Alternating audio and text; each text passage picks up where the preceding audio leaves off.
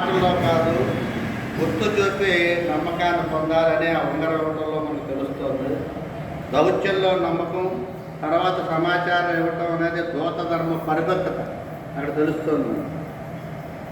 వినయంతో ప్రవర్తించడం అనేది కూడా మనకు తెలుస్తుంది. ఉంగరం చూపించడం కూడా అక్కడ భక్తిభావం మనకి రాముల వారికి ఉన్న భక్తిభావం మనకి తెలుస్తుంది.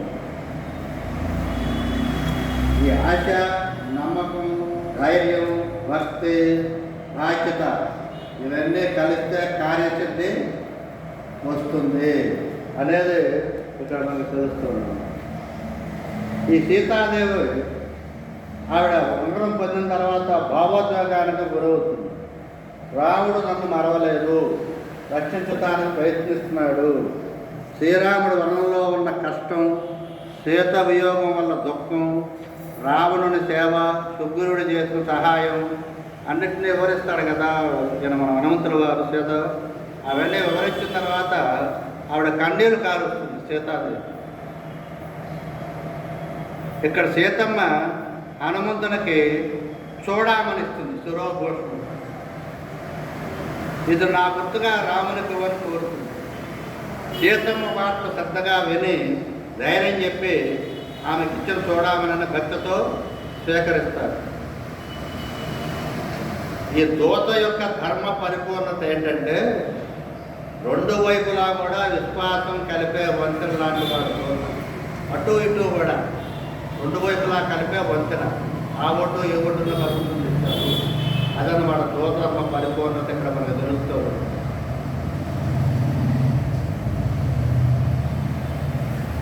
చూడమని ఒక పవిత్ర ప్రసాదంగా స్వీకరిస్తాడు.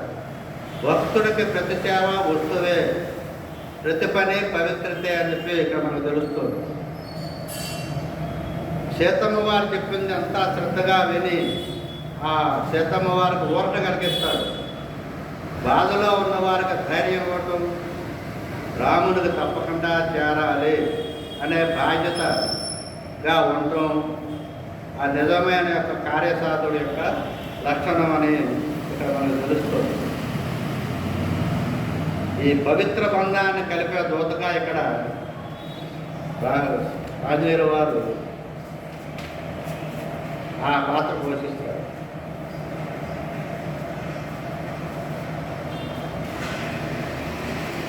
ఈ రాముడు పెట్టిన బాధను, రాక్షసుల బెదిరింపులు, తన దుఃఖాన్ని వివరిస్తుంది. రాముడు రాకపోతే నా ప్రాణాలు నిలవవు.